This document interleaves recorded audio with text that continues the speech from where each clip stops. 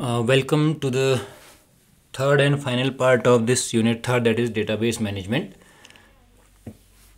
In this final part, we will be discussing the most important topic of this unit third, that is connecting Python with an SQL database management system. The database management system we will be using is MySQL.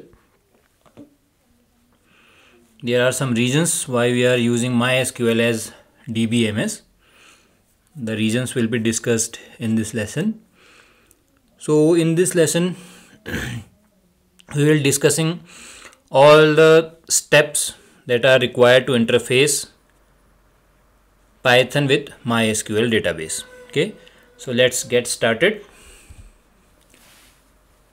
MySQL is a freely available open source RDBMS that uses structured query language. Open source means the coding, the source code is available with this MySQL distribution, and it is also freely available. That's why we are using MySQL. The other softwares, the other DBMS, for example, Oracle and SQL Server, these are proprietary softwares that are not free to use. They require license purchasing. So at school level, we are not using those softwares. MySQL being an open source and as well as free, that's why we will be using MySQL as DBMS. So the name MySQL comes from its co-founder's daughter name. The co-founder was Michael Wideness. His daughter's name was My, and when combined with SQL, it became MySQL. The symbol of MySQL is a dolphin, and the name given to that dolphin is Shakila. There was a competition, online competition organized by MySQL to name the dolphin, and the name that was selected was Shakila. So the MySQL can be downloaded from the website www.mysql.com. The MySQL also provides a command line client that will be used to run the SQL commands in command line prompt. That is your command prompt that you use in Windows. Similarly, MySQL also has a command line client where we can run the command and get the result. So the practical session of this MySQL will include all these: the starting of MySQL and working with MySQL. But in this video, we will be covering the theoretical points. So when you are working with MySQL, the commands you require are as follows. The first command is to create a database. When you enter MySQL using a login password, then you must create a database for you, and the command to create the database is create database followed by the name of the database and the semicolon. When you run this command, a new area is created for your database in the hard disk. That database will be used further. Now, when you have created the database, the second step is to use that space or to move inside that particular space. So the command is use space the name of the database, semicolon. So this is the command to use the database you have made. But in your MySQL, there can be a lot of databases made by you or some other persons using the system. So when you want to see the names of all the databases that are in the system, you can run the command show databases. Please keep in mind, show databases. Okay. It is not database, it is databases. So show databases followed by semicolon will give you the names of all the databases that are there in your system. Okay. So first you can check whether the database you are making already exists or not. Now, if there is a problem in your database, some errors or you want to delete the database, you can use the command drop database followed by the database name. This command will delete the entire database from memory. Nothing will be left. So the command is drop database followed by database name. So when you have created a database, suppose you have created a database about 2 months ago and you have forgotten the name of tables that you have created in it. So there is a command to check the names of all the tables that are in that database. The command is show tables. The show tables command will show you all the tables that have been made inside that database. Okay.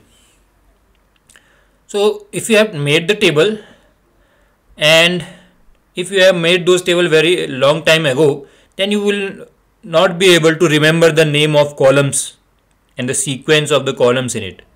So there is also a command that will give you the structure of the table, and that command is DESC followed by the table name and semicolon. DESC stands for describe.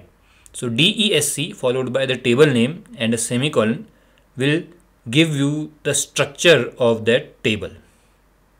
It will give you the name of the columns, the type of the column, size of the column, any constraint that you have put in.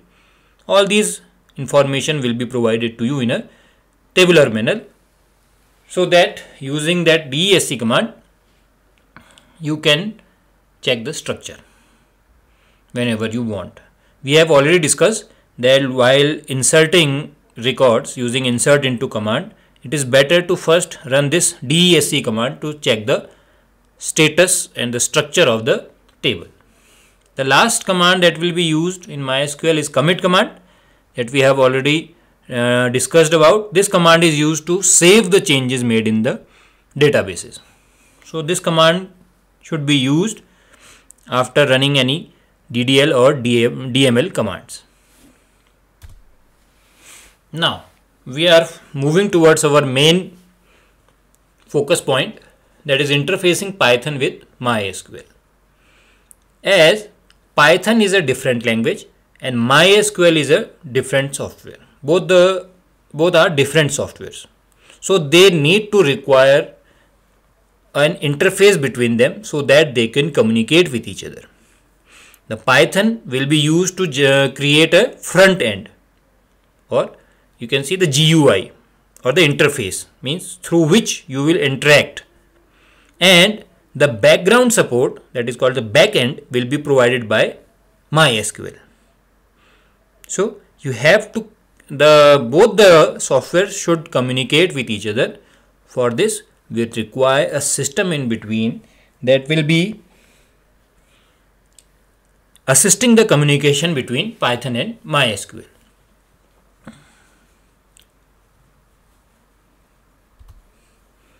So before starting the connection, there are some prerequisites for this interface.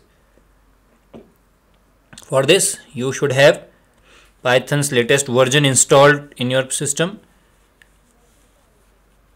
After that, Python path and the path of the pip exe should be added to the system path. And how it is done, that we will be discussing in the practical session of this. But the point must be noted that the path of Python and pip must be added to the system path. Why so? Because while when we add a path of a software to the system path, then we can run that command, that software, from anywhere using the command prompt. We do not have to go inside that particular directory and run the command. We can be in any directory and we can run that software. So that is the need of adding it to the system path. Then the MySQL should be installed in your PC with the values of root user password noted. There is the main user, that is called root user, and when you install this MySQL, then it will ask for the password for this root user. So you should know the password that you have entered, or if it is not your system, then you should ask your system administrator to provide you the root password for making this interface. As we are connecting two external entities, that is MySQL and Python, both are different entities, so we require some external libraries in Python for this connection. MySQL is a database, so there are database API in Python that is to be included, that is to be imported, and through which we can connect to the database. For different database, there are different database APIs that is to be downloaded.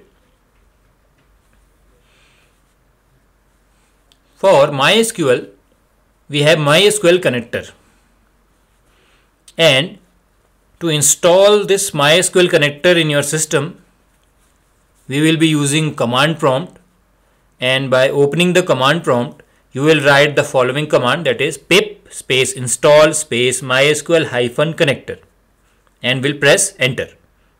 Again I am repeating, pip install MySQL hyphen connector, and pressing enter, it will install the MySQL connector in your system. This command will work only if you have added the Python and pip to the system path. If you have not done this, it will not work. So you should go step by step before running this command. And how to add the path to the system, that we will discuss in the practical session, and I will also show you how this pip install MySQL connector command works. Okay, but you should know this command before going to the practical session. Now we will be discussing step by step method to connect to a database. These points must be understood by you clearly, and everything that you are understanding should be noted by you for future reference. Whenever you will be creating an interface, you will require these points. So the first point is that you have to import that SQL connector that you have installed. In the previous slide, I have told you that we have to install the MySQL connector for Python MySQL connectivity. So when you are done with this command, then what you will do is you will open your Python IDLE, the basic Python IDLE. No need to use any advanced editor for it like Jupyter or any other. You just download the basic Python IDLE that comes with the Python installation, and all these commands that I will discuss will be based on that Python IDLE only. We will not be using any Spider or Jupyter because it is very heavy system, heavy software. So we will be using very easy go method, and that is using the basic IDLE. If you are able to run those commands on a basic IDLE, then you can run those commands in any software, other software. So the first step is to import MySQL connector. The command in Python will be import MySQL.connector.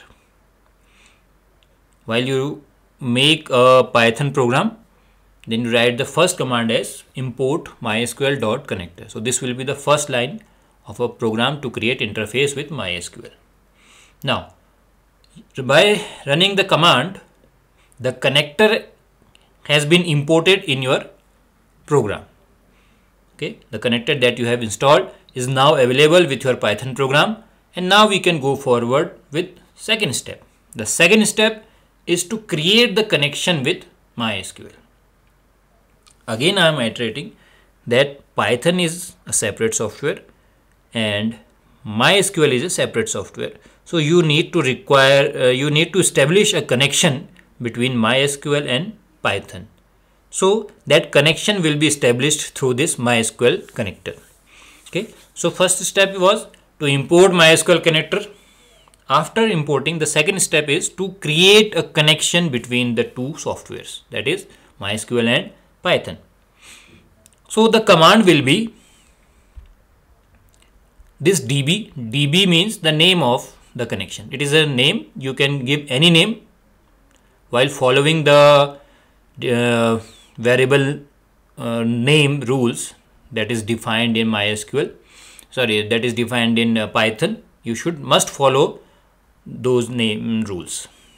The biggest mistake the students make is they just put a space between these variable names, because while you are writing in your notebook, there is no Python interpreter working.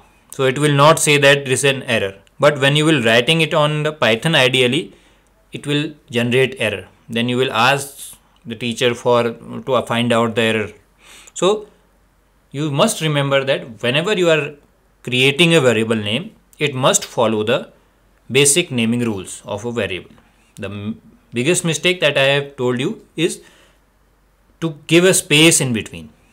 So whenever you create a variable, please do not give any space in between. So I have taken the connection name as DB. You can take as CON. These are the two basic names that are taken.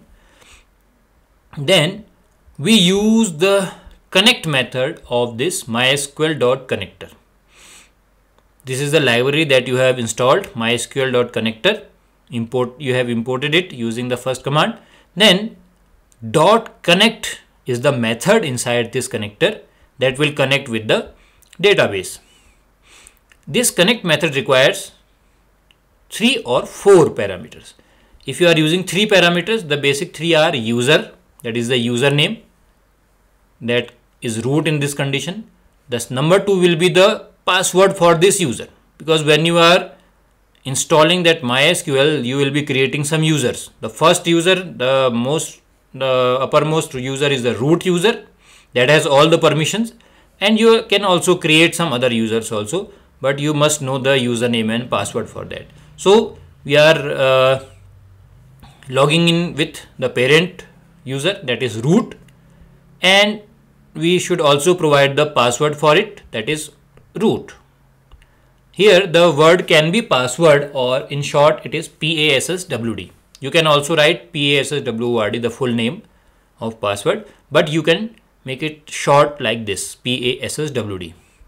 The other variable is user, second variable is password, and the third is the host name where your database is lying, that is localhost. Localhost means your local machine. If your database is stored in a network, then you should provide the IP address of that computer that is having your MySQL database here.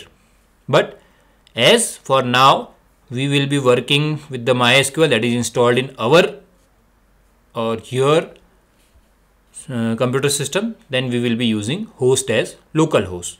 So these are the 3, and the fourth one is the name of database. If you have already created a database in MySQL using MySQL commands that we have already discussed, then you can give the fourth argument as database is equal to the name of database. The name will always be enclosed in double quotes. Okay. But if you want to create the database through this Python programming, then you should use this first method that uses only 3 arguments. But if you have already created a database and you want to work with that database using Python interface, then you should use this 4 parameter connect method. Okay.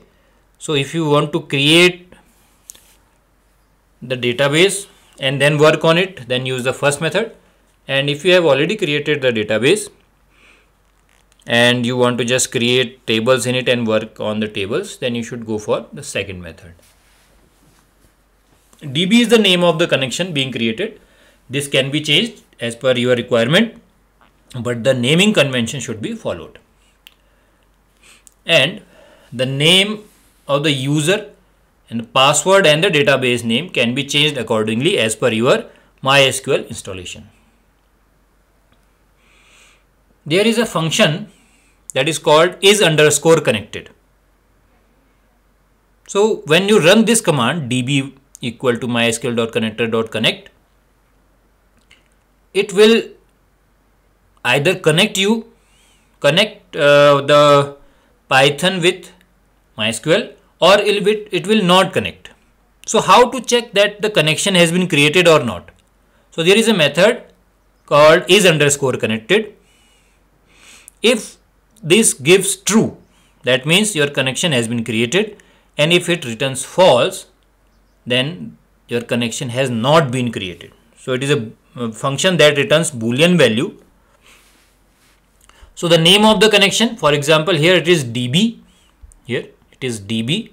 So if you write in Python db dot is_connected, if you print it this value, if the value is true, that means your connection is established, otherwise it is not established due to some reasons. So you will check this is connected in a if block.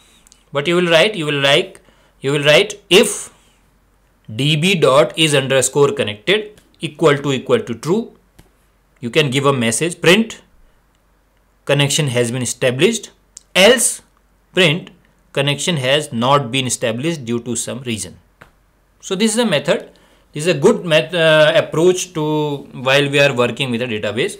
So to first check it whether the connection has been established or the connection has been denied by the system due to some reason. This is very much required when you are connecting to a remote database, that the database where the database is stored in some other system and the system is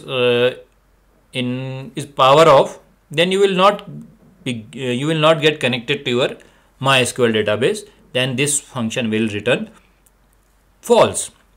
If you are working on your system and you have provided some wrong values, like the username is incorrect or password is incorrect, then also this is connected function will return false.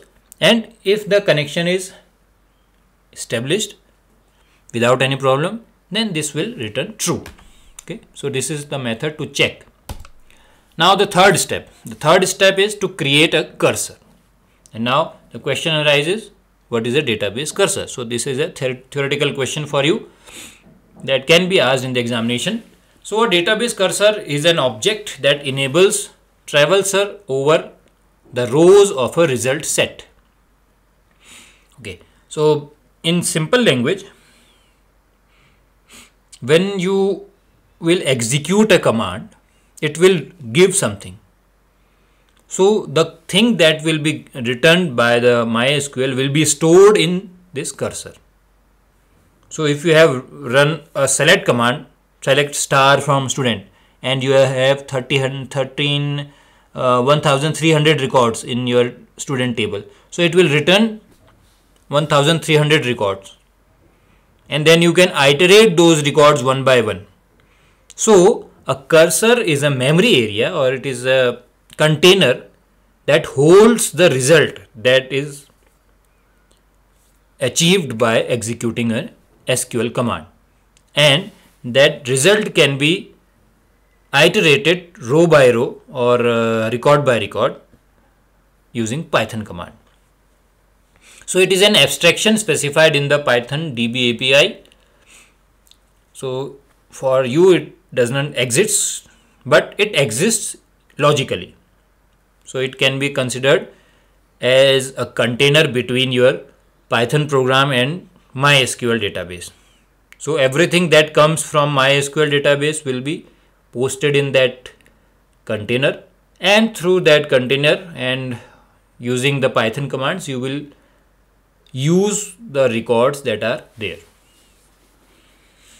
So the cursor object allows Python code to execute database command in a database session. So this is required whenever you want to run any SQL command. So we have a cursor method used with the database connection, that is the name db that we are using. You can change the name. So db.cursor.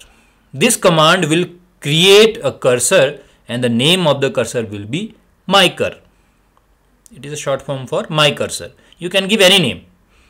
That like this db is a user defined name. Similarly, this is also a user defined cursor name. You can give any name, just follow the naming conventions. So when you create a cursor, So a container between the database and the Python program is created using this db.cursor command. It is required to run this command, to write this command in your program if you are executing an SQL command. Okay. Now the fourth step. So first step was importing MySQL connector. Second step was to create the connection with the database. Third step was to create a cursor that can hold the result set. Now everything is ready. Now you should execute the query. The query can be executed using this execute method. Okay. In execute method, you have to provide the SQL query and it will get executed. And this execute method is inside the cursor object, because everything that is executed, that is inside cursor object. You have to keep in mind that there are two softwares. Number one is Python, number two is MySQL. Using importing that MySQL connector, inside that MySQL connector there is a method called connect that connects the Python with MySQL. Then you have to create a cursor object that will hold the result, and inside cursor you have to execute this execute command.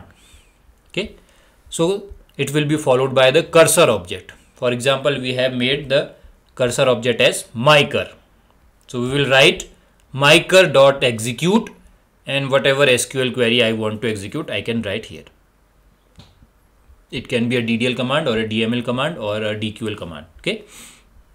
So this is must to execute a SQL query. You will write the SQL query in double quotes because it will be a string. So this execute function will be used. So the cursor object holds the result set returned by the query execution. When you execute this query, it will return something, and that return thing will be stored in this cursor object. Now these are some important points that you must remember, that the DDL and DML commands just return the number of rows affected. When you run a DDL or DML command, what you get in return is the total number of rows affected.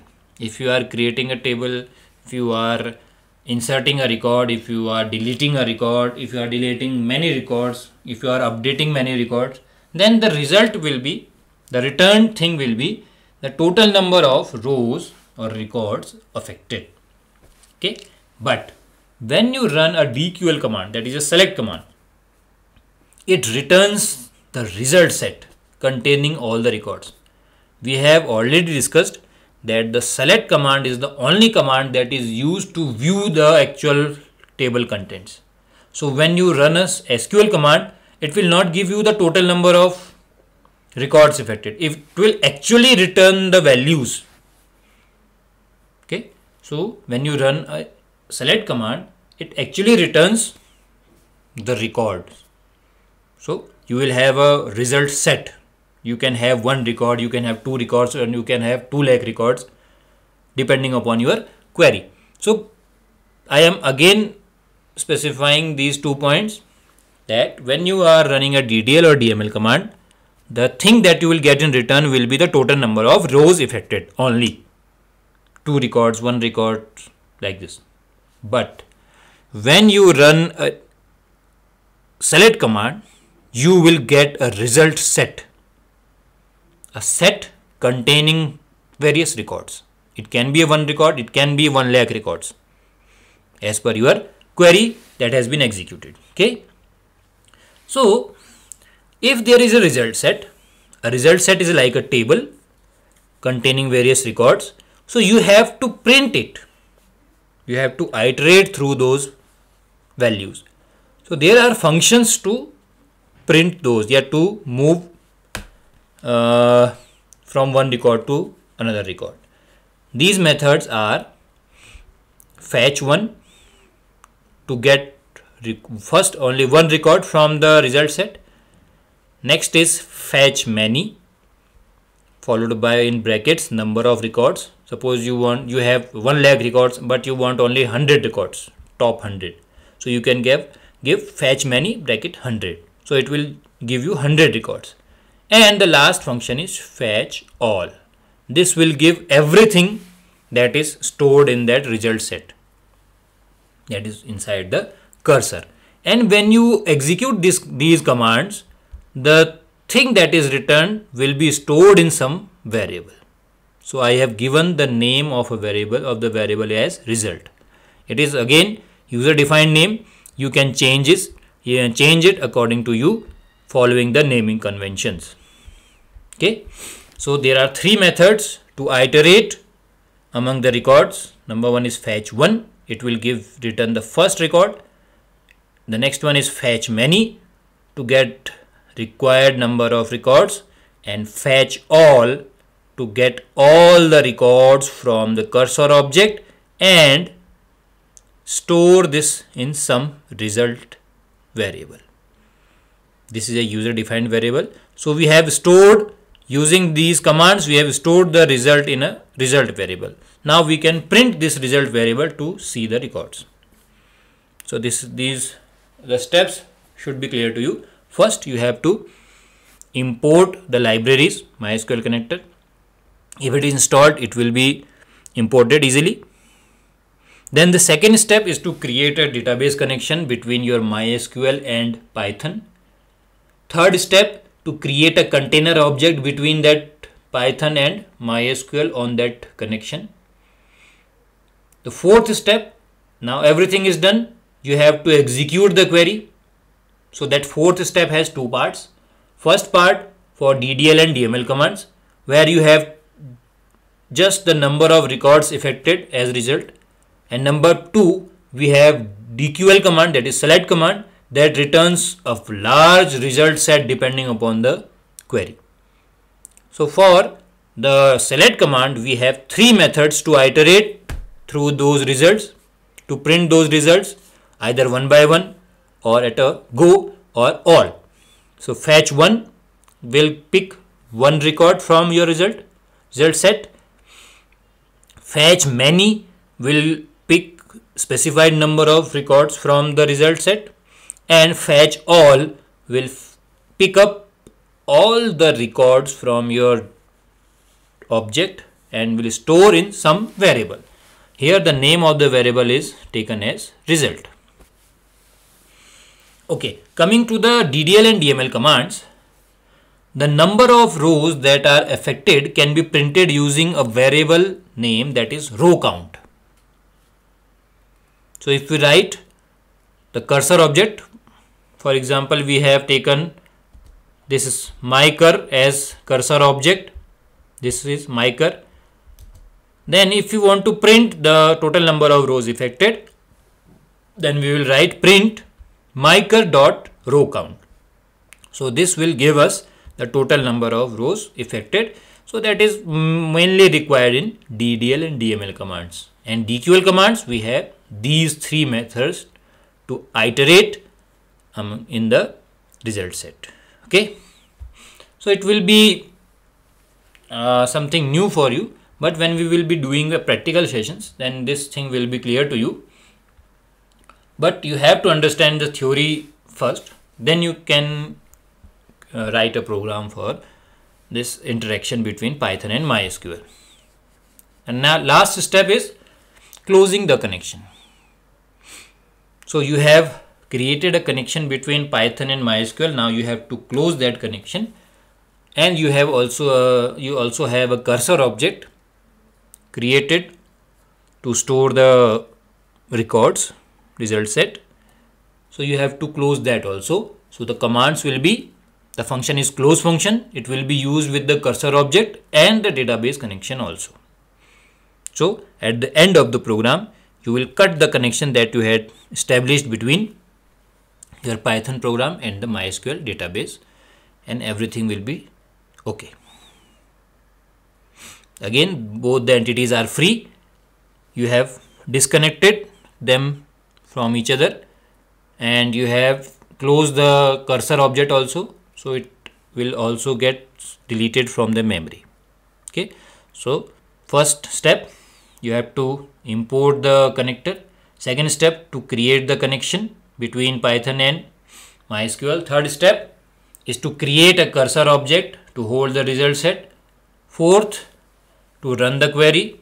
And after you have finished everything, you have printed everything, you have done what you wanted to do, the last step will be closing the connection and closing the cursor object.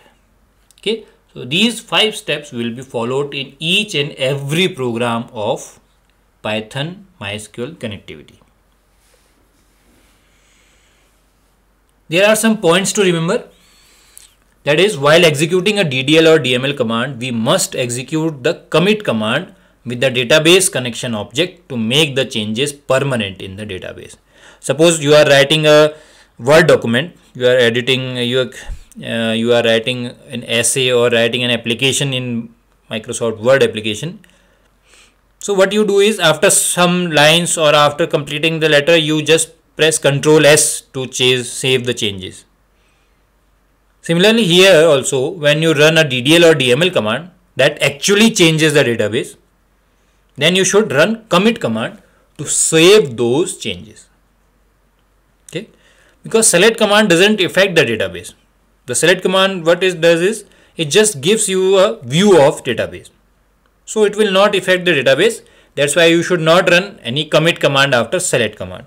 But when you are running a DDL or DML command, that will actually change one will change the data structure, the structure of the database. The DML command will change the values in the database.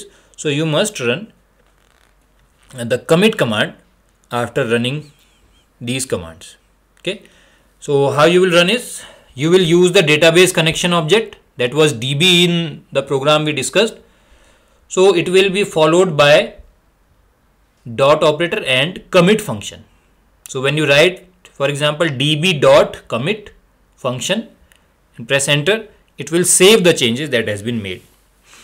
It may happen that sometimes if you are working in a PC and the light suddenly goes, the power goes off and you do not have a backup, so the computer is just power off, then you may lose some contents. So when you write a commit command, those every changes that you have made are saved to the database. So you will not lose any of your data. We can also revert to a previously committed state using rollback. Both these commands have been discussed in the previous video lessons. Rollback will revert the MySQL database, your database, to the previously saved or previously committed state when you think that the system was okay. And the last, we can also set the command status to auto commit. By running this command, what we can do is, we do not have to write commit command again and again. What it will do is, it will make the commands auto commit. That is, whenever you run a command, the changes will be permanent. Okay, so all these 3 commands, commit, rollback and auto commit, are with the database connection object, that was DB in the example we discussed. Commit and rollback are functions where the auto commit is a status that has 2 values, true or false. It is a boolean value. So if you put db.autocommit is equal to true, then all the commands that you will execute, that will just get saved in the database after their execution. If you set it to false, then you have to run the commit command again and again after the queries. Okay, so you can decide as per your requirements.